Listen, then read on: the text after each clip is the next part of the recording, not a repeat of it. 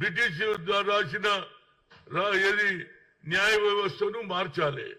ఇవాళ 3 చట్టాలు తెస్తున్నారు, చాలా మంచి చట్టాలు. అది అందరికీ కూడా తొందరగా. నా కేసు చెప్తా. నేను 2019లో బాబాసాహెబ్ అంబేద్కర్ స్టాచ్యూ వీళ్ళే కూడా కొట్టిండ్రు. దాని మీద కేసు ఏమైందో తెలియదు. కొత్తది నేను తెచ్చి పెడితే దాన్ని కూడా ఎత్తుకుపోయి ఇయ్యాలడు. దానికో కూడా ఏది గోషామైల్ పోలీస్ స్టేషన్ ఉంది. ఏమిటి దీనికి? దానికి నేను తిరగంగా మా మీద 18 మంది మీద కేసు పెడితే లాస్ట్ లా ఏమిచ్చిండ్రు? లాస్ట్ లా నాకు ఆ విగ్రహం అయితే ఏది పంజాగుట్ట పోలీసు హనుమంతరావుకు హ్యాండ్ ఓవర్ చేయమన్నారు. కానీ మేము 18 మంది ఇయ్యాల కూడా కోర్టుకు పోతున్నాం. మళ్ళీ వచ్చే 2 నెలల్లో మళ్ళీ అదే కేసు. ఇప్పటి వరకు 18 మంది పోవడం, దాని తర్వాత వాయిదా. నేను ఒక హిందీ సినిమా చూసిన, తారీఖ్ పే తారీఖ్ అంటే కోర్టు తారీఖులే ఇస్తుంది, వాయిదాలే వేస్తుంటది. జల్దీ ఎందుకు సెటిల్మెంట్ చేయరు? ఇక భూమి తగాదాలు అయితే దేవుడే తెరవాలి. పుస్తకాలు అమ్ముకుంటున్నారు, ఇండ్లు అమ్ముకుంటున్నారు, కానీ నెరవేర్చేది లేదు. ఎప్పటి వరకు అయితే ఈ న్యాయం ప్రజలలో నమ్మిక పోతున్నది. ఎందుకంటే నేరాలు పెరుగుతున్నాయి. ఇంకా బ్రిటిష్ చట్టం తీసేయండి. ఇవాళ ప్రజలలో వాతావరణం వేరింది. జనాభా తక్కువ ఉండేప్పుడు ఇవాళ జనాభా కూడా పెరిగింది. కనుక తప్పనిసరిగా ఆ డబ్బు ఏమైనట్టు?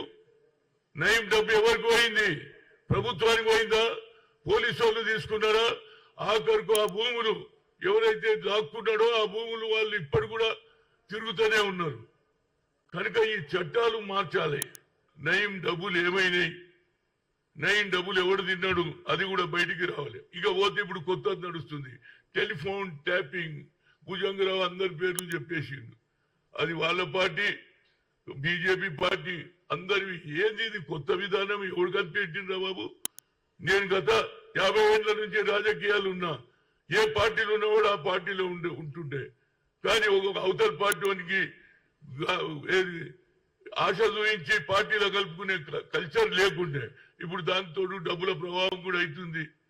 వారి ఆఖరుకు గవర్నమెంటే తప్పు చేయొచ్చా?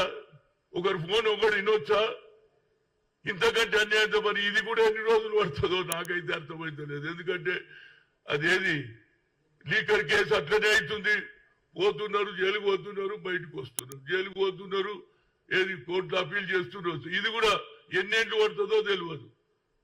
కేవలం మీడియా కూడా ఆ కేసు నడిపినంతసేపే చూపిస్తారు. ఇప్పుడు నయం మాట ఎవరన్నా అడుగుతున్నారా? నయం డబ్బు ఎక్కడ పోయిందని అడిగినరా? డబ్బు మిషన్లతోటి మన సంచులు ఏమైనాయి? బంగారం ఏమైంది?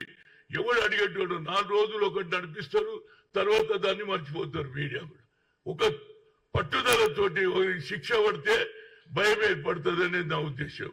ఉరి కూడా తీయాలి. ఎందుకు? మన సిస్టమ్ మారవుతా. ఎవడు తప్పు చేస్తే చంపేస్తే వాడిని కూడా ప్రజల ముందు నిలబెట్టి ఉరి తీసిన రోజు భయం అయితే क्या होता भाई, 4 दिन जेल में जाके आते उसके बाद मल्ला तैयार, నమస్తే నమస్తే నమస్తే. ఇక అడితేళ్ళ నుంచి లీడర్ ఏ పార్టీలలో గుసాయిస్తాడు, టికెట్ తీసుకుంటాడు, అయిపోయి కథం. ఇక ఆడు కూడా లీడర్ నమస్తేనా నమస్తేనా. ఇది ఎన్ని రోజులు రా బాబు? ఎన్ని రోజులండి? నా కేసే చెప్తున్నా. 2019 నుంచి ఇప్పటిదాకా నేను కోర్టు చుట్టే తిరుగుతున్నా. ఎప్పుడు పోయినా వాయిదా. ఆయన వస్తాడు, నెక్స్ట్ మంత్ ఫినిష్, మళ్ళీ ఇంకో ఆయన వస్తాడు నెక్స్ట్ మంత్. ఎన్ని రోజులు నెక్స్ట్ మంత్? అదేవిధంగా మరి ఆ సోషల్ జస్టిస్ నర్మదా మేఘా పాట్కర్ది కూడా 23 ఏళ్ళు పడుతుందా చెప్పండి లోయర్ కోర్టులో. కనుక ఇలాంటి ఇష్యూస్ జరగకుండా న్యాయ వ్యవస్థ తొందరగా తీర్పు ఇస్తే ప్రజలకు న్యాయం జరుగుతుంది, భయం భక్తి ఉంటుంది.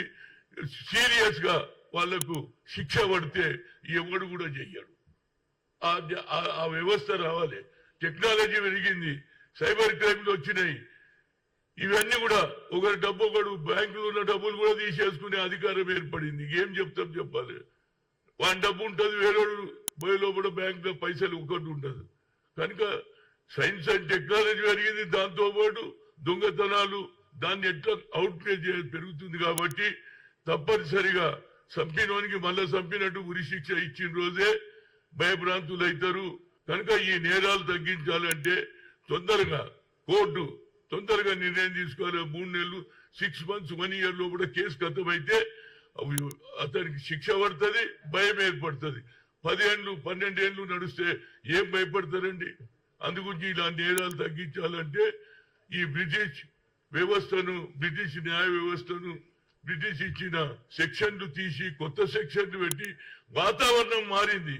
కనుక ఆ వాతావరణం ప్రకారం కూడా ఏదైతే కోర్టులో శిక్ష పడేటట్టు లా తీసుకొస్తే అప్పుడు భయపడతారు అనేది నా ఉద్దేశం. Thank you very much.